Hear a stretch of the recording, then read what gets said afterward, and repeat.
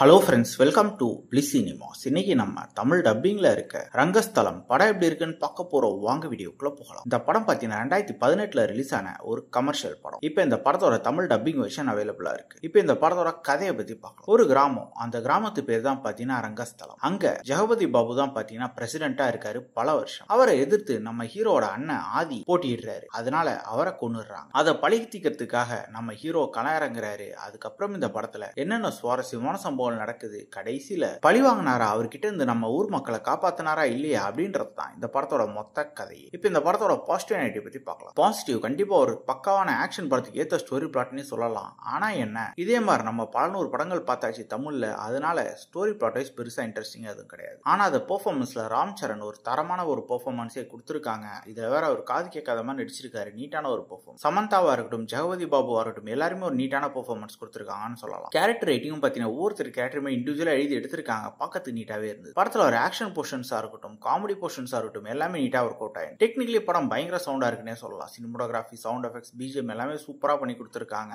Action போர்ஷன்ஸும் சூப்பரா அதகலமா பண்ணியிருக்காங்க. Screen place பாத்தீங்கன்னா ஒரு இன்ட்ரெஸ்டிங்கான ஸ்கிரீன் பிளே தான் எழுதி எடுத்திருக்காங்க. நான் ஆல்ரெடி சொன்ன மாதிரி தமிழ்ல இதே மாதிரி நம்ம 100 படம் பார்த்ததுனால நமக்கு பெருசா சுவாரஸ்யமா கிடையாது. ஓவராலா பாத்தீங்கன்னா இது ஒரு ஒன் டைம் வாட்சபிள் படம் தான். வேணும்னா ட்ரை பண்ணி பாருங்க. இன்னொரு வீடியோல சந்திக்கலாம். தேங்க்யூ.